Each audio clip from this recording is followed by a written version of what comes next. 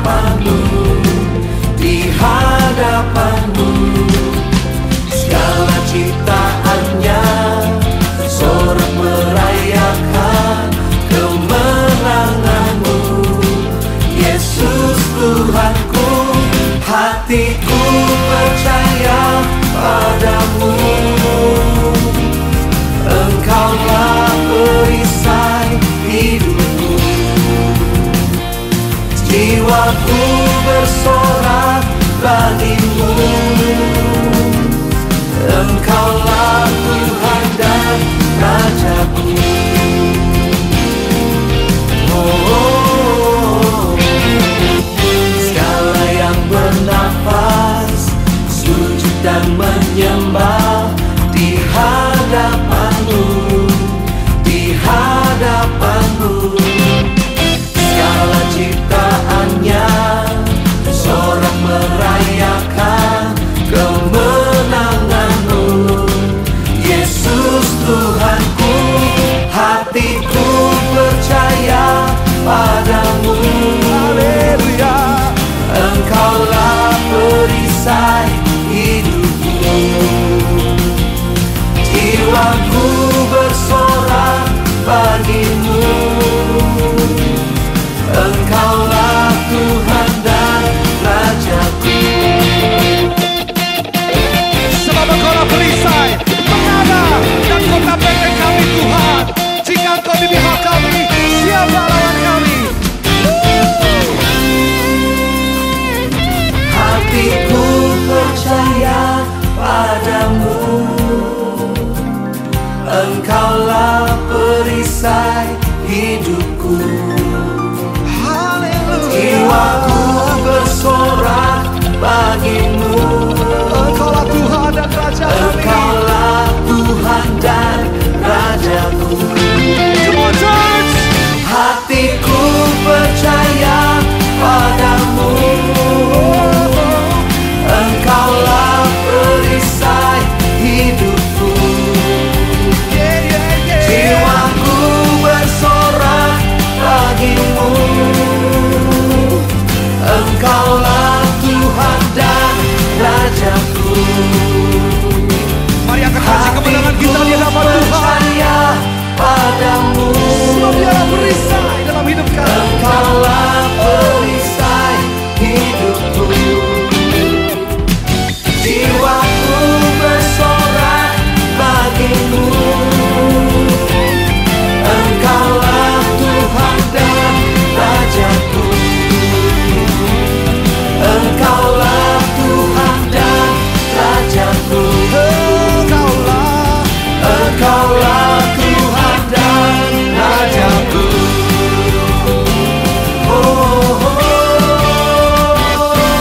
Sorak-sorai kemenangan bagi Tuhan kita. Haleluya. Shalom saudara terkasih, senang sekali kita bisa berjumpa lagi di tempat yang berbeda, di rumah masing-masing, tetapi kita mau satukan hati kita mau berdoa, kita mau menyanyi, memuji, menyembah Tuhan.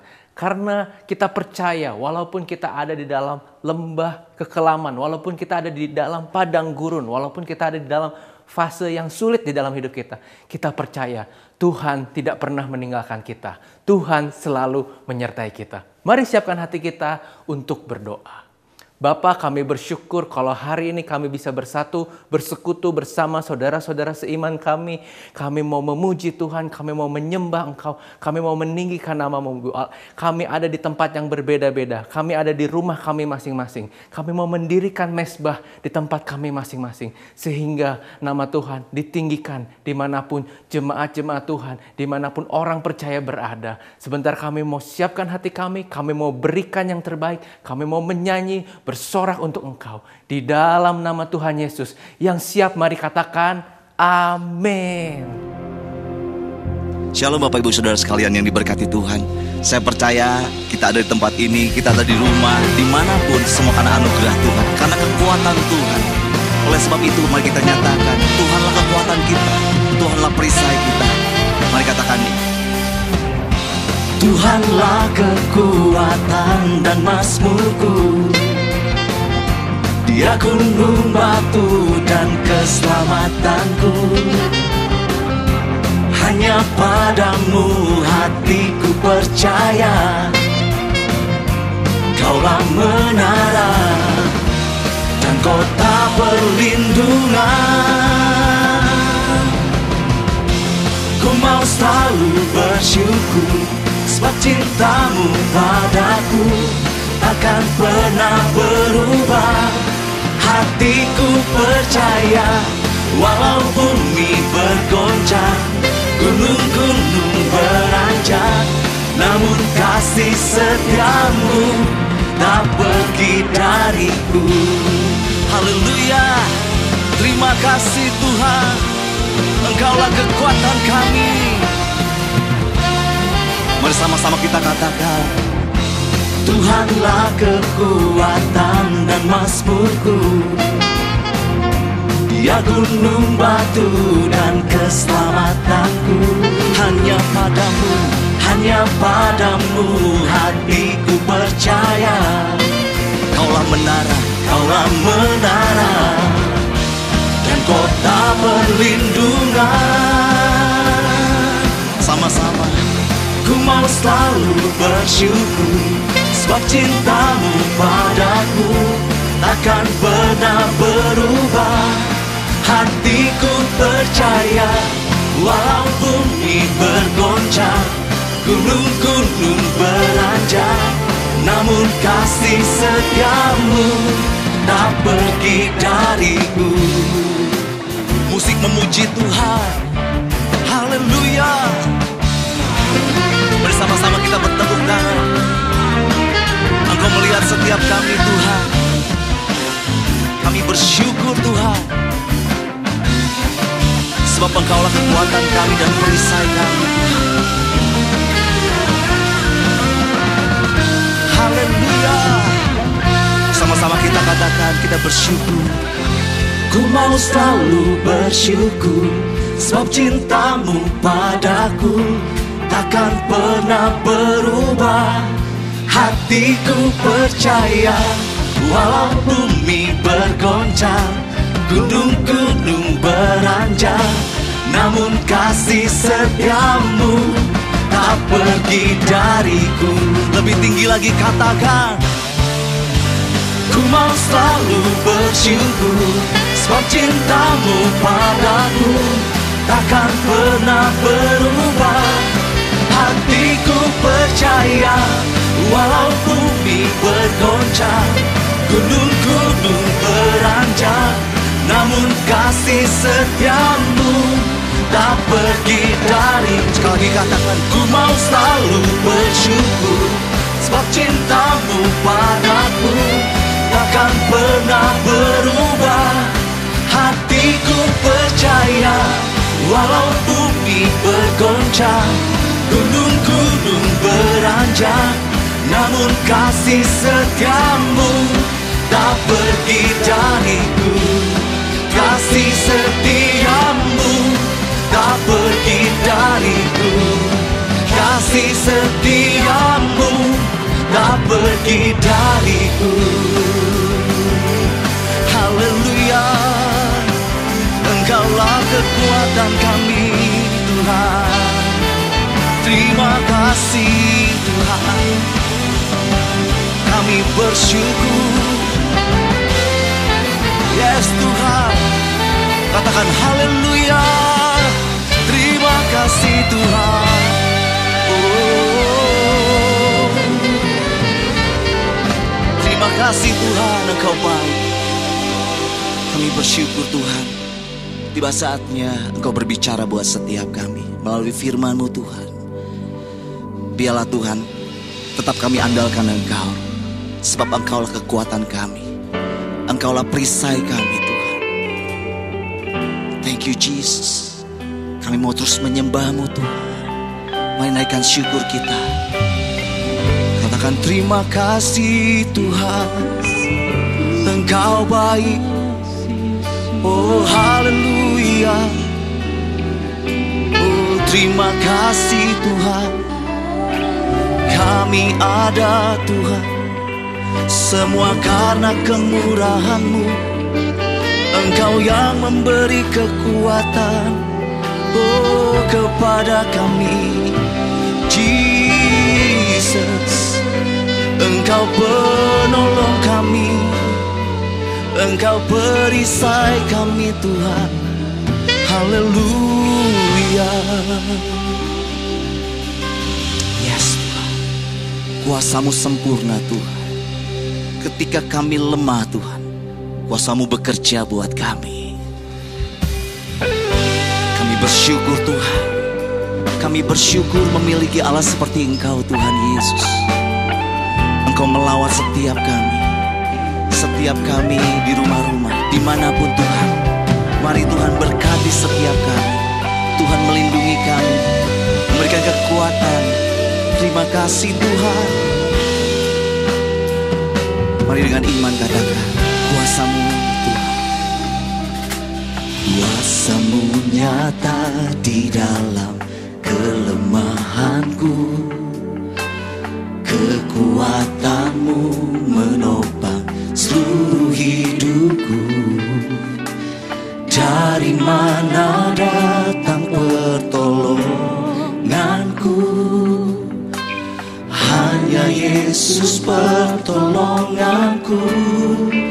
Engkaulah sumber kekuatan hatiku, tempat persembunyianku.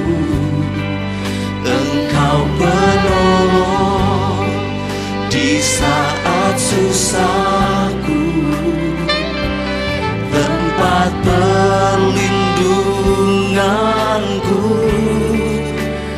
Kau menara dan perisai di hidupku. Kami amini ini Tuhan. Biarlah ini menjadi doa kami Tuhan. Kuasa-Mu nyata di dalam kelemahanku. Engkau mendengar setiap kami. Kekuatan-Mu menopang seluruh hidupku. Dari mana datang pertolonganku? Hanya Engkau Yesus penolong kami Tuhan. Yes Tuhan. Mari sama-sama katakan, Engkaulah sumber kekuatan hatiku, tempat persembunyianku. Engkau penolong di saat susahku, tempat perlindunganku. Kau menara dan perisai di hidupku. Engkau perisai di hidupku. Engkau kekuatan kami Tuhan.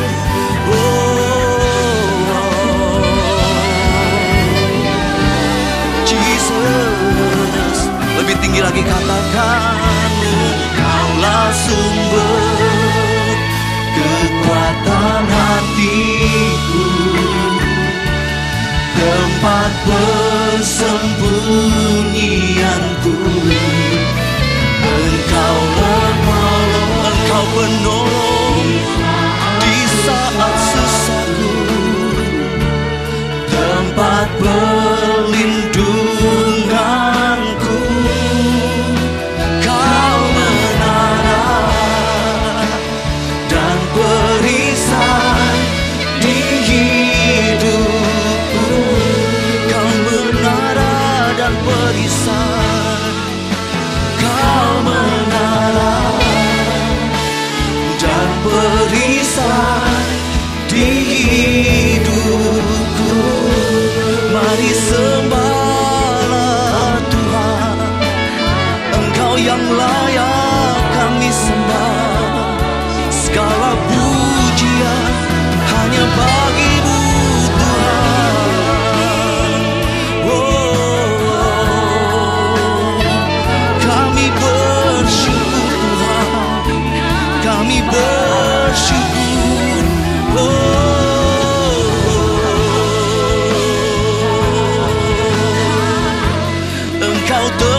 persembunyian kami Tuhan, tempat perlindungan kami. Engkau penolong kami Tuhan. Terima kasih Tuhan. Oh haleluya, syukur bagimu Tuhan. Engkau melawat setiap kami Tuhan. Jesus, kasih-Mu Tuhan, kasih-Mu, kuasa-Mu dinyatakan Tuhan. Terima kasih Tuhan. Dengan lembut katakan, Engkaulah sumber, yes, kekuatan hati. Engkaulah kekuatan kami Tuhan, tempat persembunyianku. Engkau penolong kami Tuhan di saat kami susah, tempat perlindungan kami Tuhan, menara dan perisai hidup kami hanya Engkau Yesus. Thank you Jesus. Di hidupku lagi katakan, Engkaulah sumber, Engkaulah sumber kekuatan hatiku, tempat persembunyianku. Engkau penolong di saat susahku,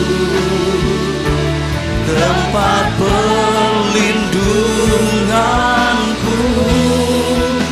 Engkau menara dan perisai di hidupku.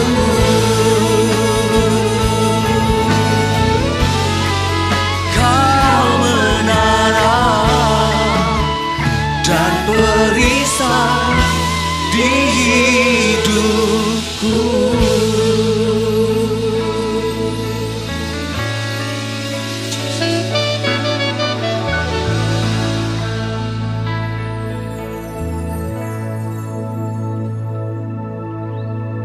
Haleluya.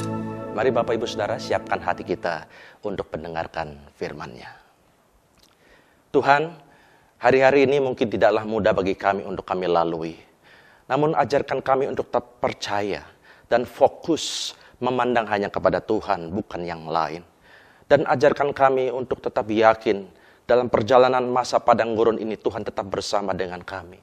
Karena di saat seperti inilah karakter kami makin dibentuk. Dan kami tetap bisa melihat kebesaran dan kesetiaan Tuhan di masa yang sulit ini. Oleh sebab itu, ajarkan kami untuk tetap bersyukur dalam segala keadaan. Karena kami yakin dan percaya, di balik setiap hal yang Tuhan izinkan terjadi, Tuhan sudah menyiapkan berkat untuk kami. Oleh sebab itu, lembutkan hati kami dan pakai hamba-Mu, urapi dengan kuasa Roh Kudus untuk menjadi berkat bagi kami semua. Kami siapkan hati kami dengar firman Tuhan dalam nama Tuhan Yesus. Amin. Shalom saudaraku, dalam segala keadaan biar kita selalu mengandalkan Tuhan yang akan memberikan kemenangan bagi kita. Haleluya. Hari ini saya akan menyampaikan firman dengan judul New Normal sebagai masa padang gurun. Dalam Keluaran pasal 13 ayat 17 dan 18 firman Tuhan berkata demikian. Setelah Firaun membiarkan bangsa itu pergi, Allah tidak menuntun mereka melalui jalan ke negeri orang Filistin. Walaupun jalan ini yang paling dekat, sebab firman Allah, jangan-jangan bangsa itu menyesal apabila mereka menghadapi peperangan, sehingga mereka kembali ke Mesir. Tetapi Allah menuntun bangsa itu berputar melalui jalan di padang gurun, menuju ke Laut Teberau, dengan siap sedia berperang berjalanlah orang Israel dari tanah Mesir. Saudara sekalian, pada waktu Tuhan membawa orang Israel keluar dari negeri Mesir, tanah perbudakan, dia tidak langsung membawa bangsa ini sampai pada tanah Kanaan, tanah perjanjian. Tetapi dia membawanya melalui jalan yang berputar di padang gurun. Nah, kita harus mengerti cara kerja Tuhan yang berbeda dengan cara kerja manusia. Kita biasanya ingin jalan pintas, shortcut. Kita ingin langsung mencapai sasaran, yaitu keberhasilan yang kita rindukan. Karena filosofi kita bukan lagi alon-alon waton kelakon biar lambat asa selamat, tapi cepat tepat dapat sikat embat. Tetapi itu bukanlah cara kerjanya Tuhan. Tuhan menyukai proses. Sebab ketika Tuhan membawa kita pada tujuan, dia juga membentuk karakter kita di tengah perjalanan tersebut. Supaya kita tidak sombong dan kemudian melupakan Tuhan pada waktu keberhasilan itu kita miliki. Contohnya adalah Yusuf. Dia mendapatkan penglihatan bahwa dia akan diangkat oleh Tuhan melampaui seluruh keluarganya. Umurnya waktu itu 17 tahun. Tapi Tuhan memproses dia selama 13 tahun dan baru usia 30 dia menjadi raja muda di Mesir dengan karakter yang lebih matang daripada sebelumnya. Begitu juga Musa. Musa memang dididik 40 tahun di istana Firaun.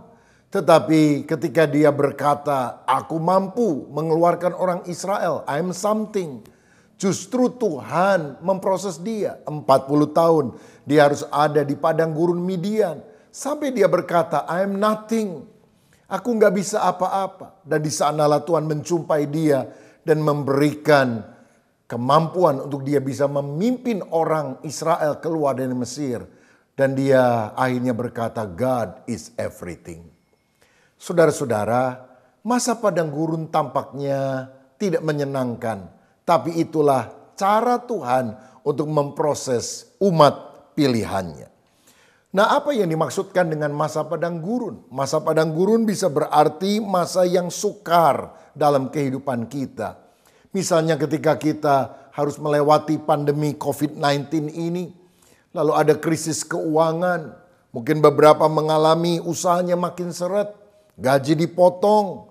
Atau pekerjaannya hampir pailit. Rumah tangga kita pun mungkin ada yang sedang menghadapi tantangan yang berat. Anak-anak berontak. Ada sakit yang tidak kunjung sembuh. Dan macam-macam masalah sedang kita alami. Itulah masa padang gurun. Di masa padang gurun ada banyak orang tidak tahan untuk melaluinya. Mereka mulai stres, mengeluh, bersungut-sungut, bahkan menyalahkan Tuhan. Tetapi betapa pentingnya kita memahami masa pembentukan Tuhan di masa padang gurun ini dan memiliki sikap hati yang benar sehingga kita bisa berkemenangan di dalam segala tantangan. Yang pertama, kita harus melihat bahwa masa padang gurun adalah masa ujian. Dalam Ulangan 8 ayat 2 firman Allah berkata demikian. Ingatlah kepada seluruh perjalanan yang kau lakukan atas kehendak Tuhan, Allahmu, di padang gurun selama 40 tahun ini dengan maksud merendahkan hatimu dan mencobai engkau untuk mengetahui apa yang ada di dalam hatimu. Yakni, apakah engkau berpegang pada perintahnya atau tidak? Dikatakan tadi bahwa tujuan Tuhan membawa kita masuk ke padang gurun adalah untuk merendahkan hatimu dan mencobai engkau. Dalam bahasa Inggris adalah to test you, untuk menguji kamu. Saudara, masa kesulitan itu adalah sarana Tuhan untuk melihat apa yang ada dalam hati kita. Apakah kita punya hati yang jahat ataukah kita punya hati yang baik yang berkenan kepada Tuhan. Kalau orang memiliki hati yang benar seperti Yosua dan Kaleb, Tuhan akan membawa dia pada tanah Kanaan, tanah perjanjian. Tetapi kalau hatinya busuk, maka mereka akan berputar-putar bahkan mati di padang pasir tersebut. Nah, pada masa ujian ini ada dua peringatan Tuhan yang harus kita camkan baik-baik. Yang pertama, jangan ingin kembali ke Mesir, kehidupan lama. Dan yang kedua, jangan bersungut-sungut. Di dalam Keluaran pasal yang ke-14 ayat 10-12 firman Tuhan berkata demikian. Ketika Firaun telah dekat, orang Israel menoleh. Maka tampaklah orang Mesir bergerak menyusul mereka. Lalu sangat ketakutanlah orang Israel dan mereka berseru-seru kepada Tuhan. Ayat 11. Dan mereka berkata kepada Musa, apakah karena tidak ada kuburan di Mesir, maka engkau membawa kami untuk mati di padang gurun ini? Apakah yang kau perbuat ini terhadap kami dengan membawa kami keluar dari Mesir? Ayat 12. Bukankah ini telah kami katakan kepadamu di Mesir? Janganlah mengganggu kami dan biarlah kami bekerja pada orang Mesir. Sebab lebih baik bagi kami untuk bekerja pada orang Mesir daripada mati di padang gurun ini. Nah, kita lihat ada dua hal yang mengesalkan Tuhan dari sikap kita ketika berada di padang gurun. Yang pertama, ingin kembali ke Mesir. Bayangkan saudara, orang Israel ini kan dari sejak dulu berdoa, nangis-nangis sama Tuhan karena sengsara penderitaan yang mereka alami di Mesir. Lalu Tuhan berbaik hati. Tuhan mengeluarkan mereka. Tetapi ternyata ketika mereka ada dalam perjalanan, mereka ingin balik lagi ke Mesir. Ini kan berarti tidak menghargai apa yang Tuhan sudah kerjakan dengan membebaskan mereka dari tanah perbudakan ini. Saudara, pada masa kini kita memasuki era new normal. Dan era new normal ini saya melihat sebagai masa padang gurun. Karena ternyata pada masa ini orang ingin kembali pada kondisi old normal. Normal yang dulu itu sebelum ada virus. Saudara, banyak orang sampai hari ini memandang bahwa situasi sekarang itu yang abnormal, tidak normal. Suasana yang dulu itu yang normal. Coba kita pikirkan baik-baik. Benarkah kondisi kita sebelum virus COVID-19 ini adalah kondisi yang normal? Saudara bisa ingat, dulu kita pergi pagi pulang malam. Kita bangga sekali dengan jadwal-jadwal kita yang padat dan kesibukan kita yang hampir tidak ada hentinya. Kita jarang ada di rumah, jarang berkomunikasi dengan keluarga. Kita mengejar prestis, barang-barang branded walaupun harus berhutang. Kita tidak punya waktu yang cukup untuk berdoa, untuk beribadah, apalagi memikirkan makna kehidupan sejati secara lebih dalam. Apakah itu yang kita sebut sebagai normal? Atau justru sekarang kita berada dalam kondisi yang jauh lebih normal daripada sebelumnya? Kini kita memiliki banyak waktu untuk tinggal di rumah, kerja dari rumah, bisa meeting dari rumah melalui teknologi online. Kita juga memiliki lebih banyak waktu untuk berkomunikasi dengan keluarga kita. Kita bisa membangun mesbah keluarga. Kita sadar bahwa ibadah hanyalah bicara tentang hal-hal yang esensial. Tidak harus pakai baju bagus seperti biasanya kita pergi ke gereja. Tidak harus ibadah itu ada musik yang lengkap dengan gemerlap lampu warna-warni. Tetapi merupakan sikap hati yang kita angkat karena kecintaan kepada Tuhan. Bukankah pada masa kini kita bisa mengubah gaya hidup dari gaya hidup konsumtif menjadi gaya hidup hemat? Kita tidak perlu lagi pakai sepatu branded, jam tangan branded, baju yang branded. Kita tidak harus pergi ke restoran yang mewah dan mahal atau ke kafe-kafe untuk sekedar bersosialisasi dan menghabiskan waktu di sana. Tetapi hal yang esensial yang kita bisa lakukan di rumah. Bukankah sebetulnya kehidupan semacam ini dengan banyak waktu di rumah bersama dengan keluarga, juga waktu adalah untuk Tuhan, adalah sesuatu yang lebih normal daripada waktu yang lalu? Kenapa ketika Tuhan mengizinkan semuanya itu terjadi, kita merasa ini tidak baik? Tinggal di rumah tidak baik, komunikasi dengan keluarga tidak baik. Beribadah bukan kumpul-kumpul tapi mengangkat hati kepada Tuhan adalah sesuatu yang tidak baik. Benarkah sekarang ini abnormal dan yang dulu itu adalah normal? Atau sebaliknya, yang sekarang Tuhan sedang membawa kita pada sebuah kenormalan yang baru? Saudara, pada masa new normal ini jangan kembali pada kehidupan lama. Tetapi sikap yang kedua yang Tuhan tidak suka adalah bersungut-sungut. Orang yang bersungut-sungut di masa padang pasir itu akan dibinasakan oleh Tuhan. Tuhan mau dalam segala situasi kita belajar bersyukur. Bukankah segala sesuatu terjadi karena seizin Tuhan?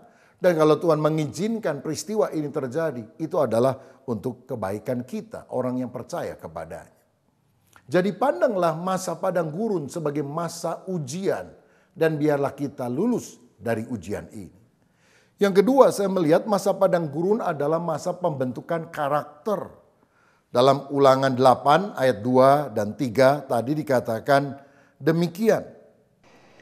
Ingatlah kepada seluruh perjalanan yang kau lakukan atas kehendak Tuhan, Allahmu, di padang gurun selama 40 tahun ini, dengan maksud merendahkan hatimu, dan mencobai engkau untuk mengetahui apa yang ada di dalam hatimu.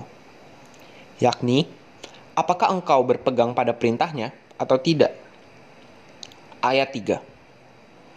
Jadi ia merendahkan hatimu, membiarkan engkau lapar, dan memberi engkau makan mana, yang tidak kau kenal, dan juga tidak dikenal oleh nenek moyangmu, untuk membuat engkau mengerti bahwa manusia hidup bukan dari roti saja, tetapi manusia hidup dari segala yang diucapkan Tuhan. Ya, Tuhan sedang menguji kita supaya kita lebih merendahkan hati. Artinya tidak mengandalkan diri, kesombongan, rasanya kita bisa, kita mampu. Kita sadar sekarang kita masih bisa hidup, bisa makan, itu adalah anugerah kebaikan Tuhan. Andalkanlah Dia.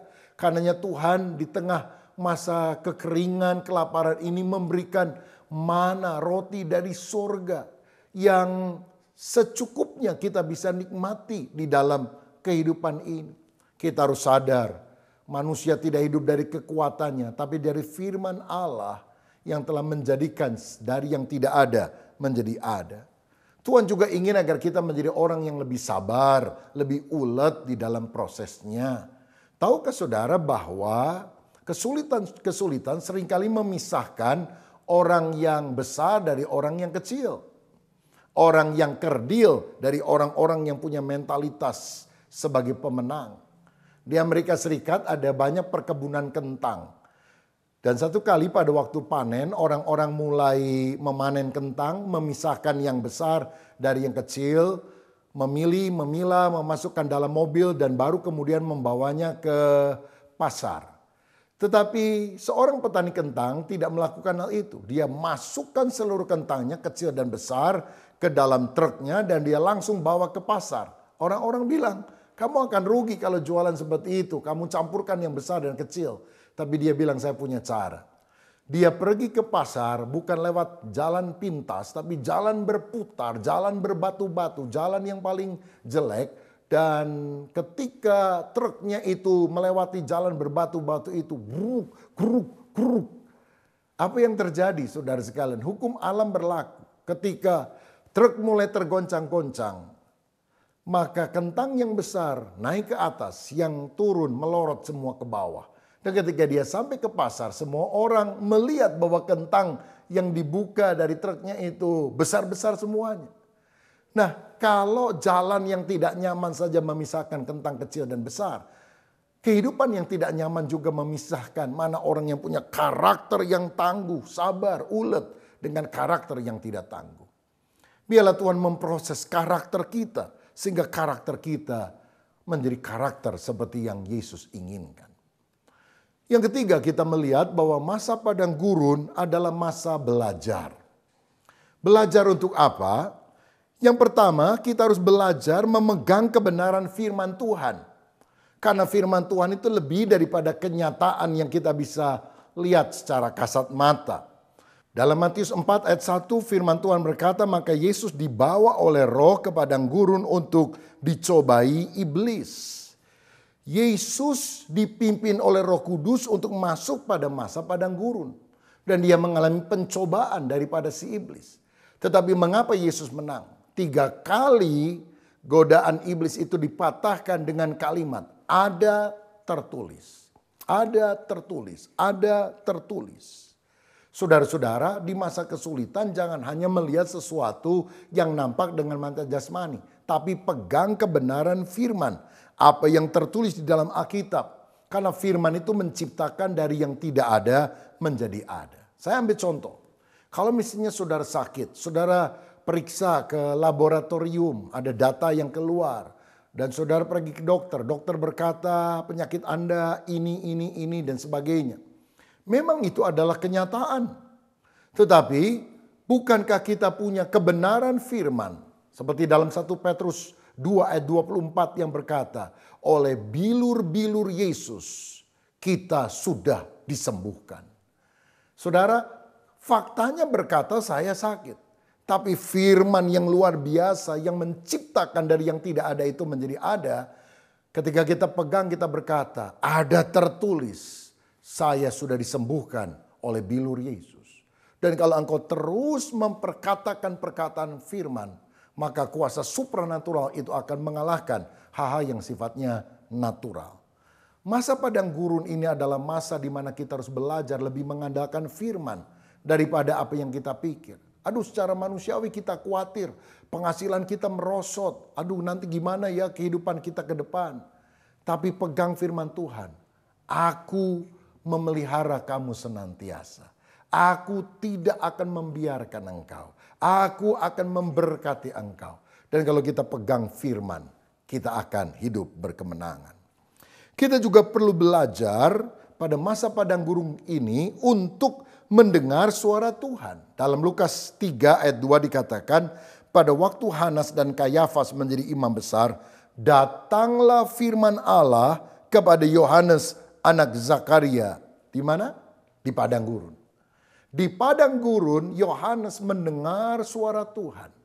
Saudara, bukankah pada masa kini Tuhan mau agar kita lebih peka untuk mendengarkan suaranya. Mungkin tidak audible di telinga kita, tapi dalam hati nurani kita ada petunjuk-petunjuk Tuhan.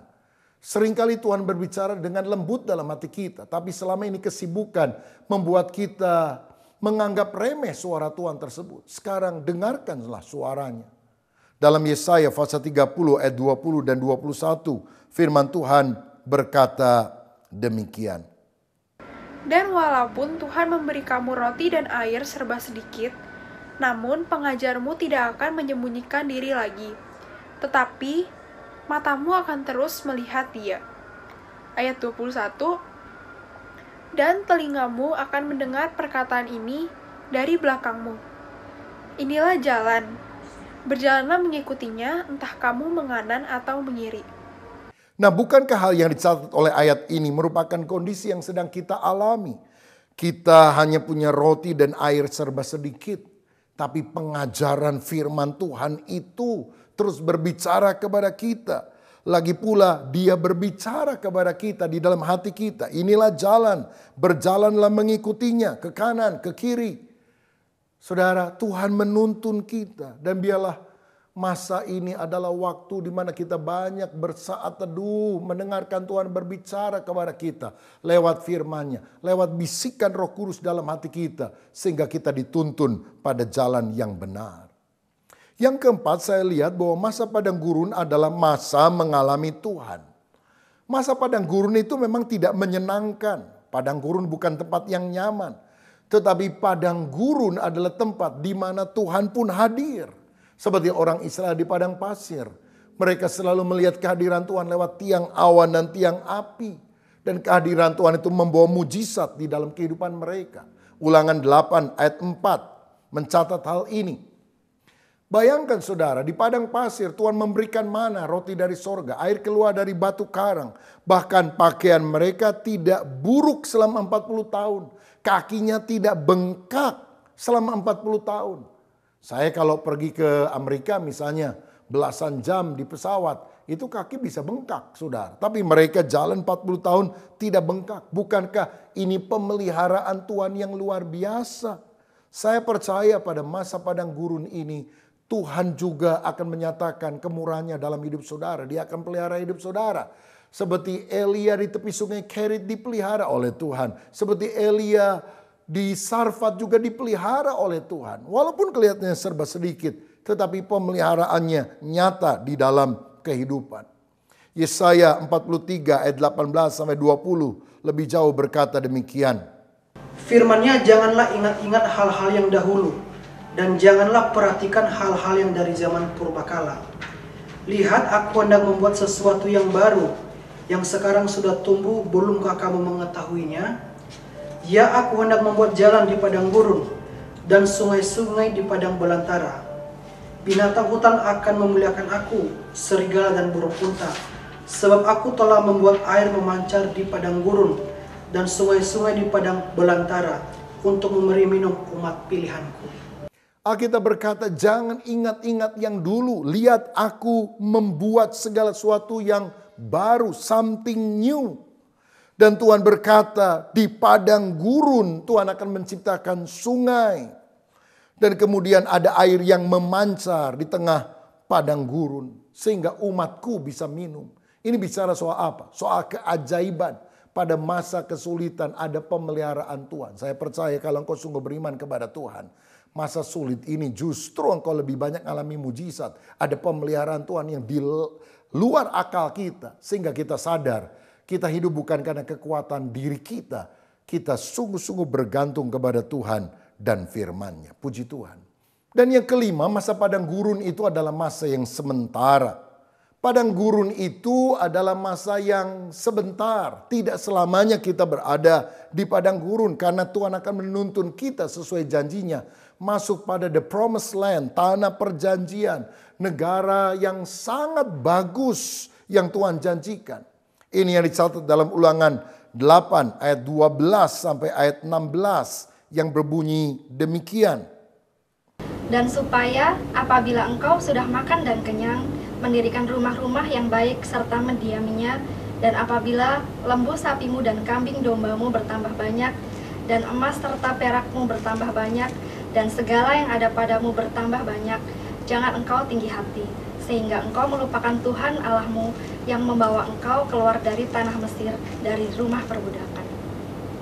Dan yang memimpin engkau melalui padang gurun yang besar dan dahsyat itu, dengan ular-ular yang ganas serta kalajengkingnya dan tanahnya yang gersang, yang tidak ada air.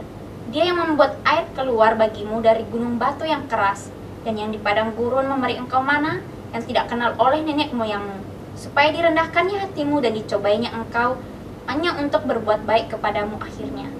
Saudara sekalian, Tuhan membawa kita pada masa padang gurun supaya ketika kita sampai pada negeri yang excellent itu, kita tidak melupakan Tuhan yang telah menuntun kita pada kemenangan. Masa padang gurun tidak nyaman, tetapi pada akhirnya kebaikan juga yang kita akan nikmati. Padang gurun harus dilewati.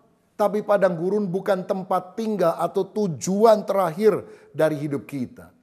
Kalau misalnya saya pergi naik mobil dari kota Bandung ke kota Tasikmalaya di Jawa Barat, maka kita akan melewati dua daerah yang berliku-liku. Yang pertama namanya Nagreg, yang kedua adalah Malangbong. Banyak orang kalau tidak terbiasa suka muntah karena mobil berliku-liku di sepanjang jalan tersebut. Tetapi walaupun demikian, ketika kita sampai pada tujuan kota Tasikmalaya, kita melupakan daerah yang berliku-liku itu. Karena kita hanya melewati kondisi jalan yang agak susah, tapi tujuan kita bukan tinggal terus di sana. Memang masa-masa ini adalah masa yang mungkin tidak menyenangkan. Tapi kita tidak akan selamanya berada pada masa semacam ini. This too shall pass. Semuanya ini pasti akan berlalu. Ini doa saya. Kalau vaksin COVID-19 sudah ditemukan, kita masuk lagi dalam masa yang menurut kita normal. Biarlah cara pandang dan sikap hidup kita tidak balik lagi pada old normal. Tetapi sesuatu yang baru ada dalam hidup kita. Penyakitnya selesai. Tapi kita menjadi orang yang tidak lagi mengandalkan diri tapi mengandalkan Tuhan. Kita tidak lagi menjadi orang yang hanya mengejar materi dengan kesibukan yang tanpa akhir. Tapi mengutamakan Tuhan, memberi waktu kepada Dia. Karakter kita juga sudah dibentuk menjadi lebih sabar, lebih ulet, lebih rendah hati. Kita juga berpegang pada firman Tuhan dan mengalami Tuhan pemeliharaannya, penyertaannya di dalam kehidupan kita. Sehingga sungguh-sungguh masa new normal ini merupakan masa ujian, masa persiapan, masa pembentukan. Supaya akhirnya karakter kita menjadi serupa seperti Yesus Kristus. Percayalah saudaraku, Tuhan ada di masa padang gurun dan akan membawa kita keluar pada masa ini dan membawa kita pada tanah perjanjian. Tuhan Yesus memberkati kita. Sekarang mari kita nyanyikan sebuah pujian dan kita akan siapkan hati juga untuk menerima perjamuan kudus pada minggu pertama ini.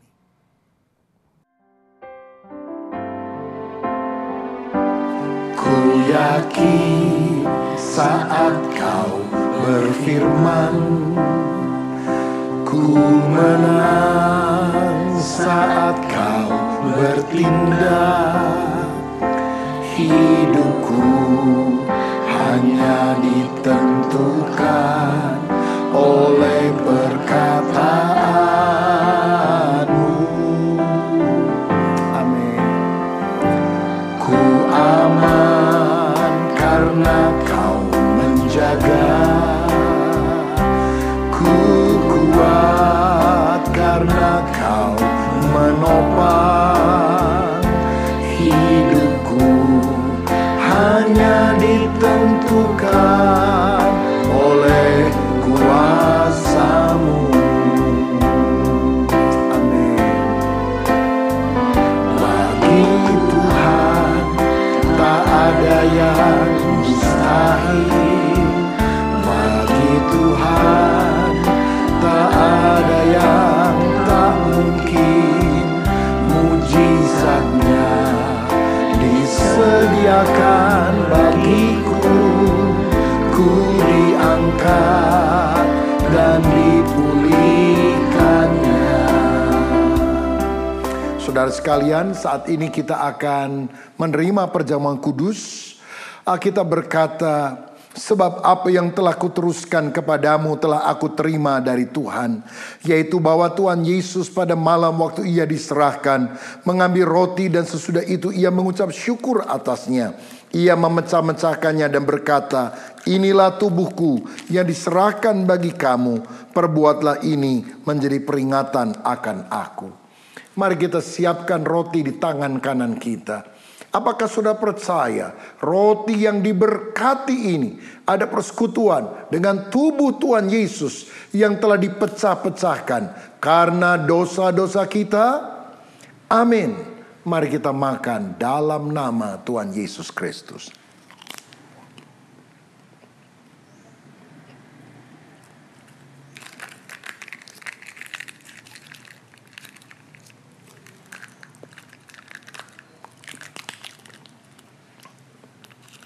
Selanjutnya firman Tuhan berkata, demikian juga ia mengambil cawan sesudah makan, lalu berkata, cawan ini adalah perjanjian baru yang dimateraikan oleh darahku. Perbuatlah ini setiap kali kamu meminumnya menjadi peringatan akan aku. Sebab setiap kali kamu makan roti ini dan minum cawan ini, kamu memberitakan kematian Tuhan sampai ia datang. Apakah saudara percaya anggur yang sudah diberkati adalah persekutuan dengan darah Tuhan Yesus Kristus yang telah dicurahkan untuk menebus kita dari segala dosa? Amin. Mari kita minum dalam nama Tuhan Yesus. Terima kasih Tuhan untuk kebaikan-Mu, untuk penebusan-Mu, untuk apa yang sudah Engkau lakukan. Biar hidup kami selalu bergantung kepada kebenaran firman-Mu. Bagi Tuhan tak ada yang mustahil. Bagi Tuhan tak ada yang tak mungkin. Mujizatnya disediakan bagiku. Ku diangkat dan dipulihkannya. Ku diangkat dan dipulihkannya. Ku diangkat dan dipulihkannya. Bapak, Ibu, dan Saudara, mari kita bersama-sama mengakhiri ibadah online kita pada kesempatan ini di dalam doa bersama. Kami menaikkan syukur Bapa Surgawi, terima kasih untuk setiap kesempatan bagi kami untuk menghampiri Engkau, untuk merasakan, menikmati hadirat-Mu di tengah-tengah ibadah kami, meskipun kami masih harus beribadah secara online. Tapi kami percaya bahwa Tuhan hadir di setiap rumah-rumah kami, mengunjungi setiap kami, dan menyatakan kuasa-Mu bagi kami. Terima kasih ya Tuhan, karena kami terus diingatkan dengan kebenaran firman-Mu. Kami masih harus melewati masa padang gurun di era new normal ini ya Tuhan. Dan kami percaya penyertaan Tuhan, kekuatan Tuhan senantiasa Engkau nyatakan bagi setiap kami. Tuhan, kami berdoa untuk umat-Mu yang sedang mengalami pergumulan apapun. Biarlah Tuhan juga yang akan menyatakan solusi, jalan keluar, mujizat-Mu kepada setiap umat-Mu. Kami terus mendukung di dalam doa pemerintahan bangsa kami ya Tuhan. Biar Engkau yang memberikan hikmat, kasih karunia-Mu Engkau nyatakan, kekuatan-Mu Engkau berikan, sehingga mereka bisa mengatur segala sesuatu, bisa memerintah dengan adil atas bangsa kami, bisa menyelenggarakan semua hal-hal yang berkaitan dengan penyelesaian masalah COVID-19 ini dengan lebih cepat lagi ya Tuhan. Dan kami percaya Engkau yang memberkati mereka semua. Berkat-Mu juga untuk tenaga-tenaga medis yang terus berjibaku untuk menyelesaikan masalah wabah ini ya Tuhan. Kami percaya Engkau bersama-sama dengan mereka. Terima kasih Bapa Surgawi. Kami serahkan setiap seru doa kami ini ke dalam tangan kuasa-Mu. Sekarang kami mengangkat kedua tangan kami. Turunlah ke atas kami sekalian berkat dari Allah Bapa Surgawi, berkat dan kasih sayang dari Tuhan kami Yesus Kristus, dan persekutuan serta pengurapan yang baru dari Roh Kudus yang menyertai kehidupan kami mulai hari ini bahkan sampai selama-lamanya. Kami terima berkat Allah Tritunggal hanya di dalam nama Tuhan Yesus Kristus, dan setiap kita yang percaya mari katakan amin. Salam sehati, Tuhan Yesus memberkati.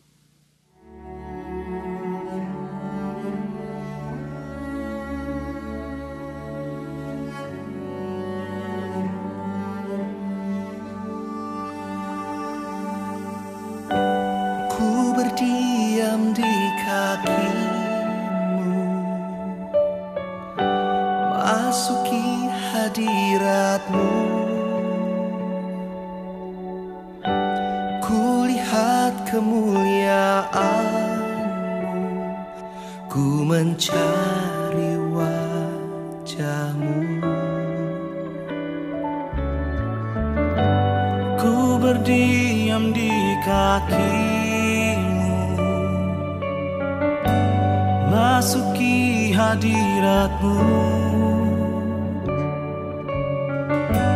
kulihat kemuliaan-Mu menerangi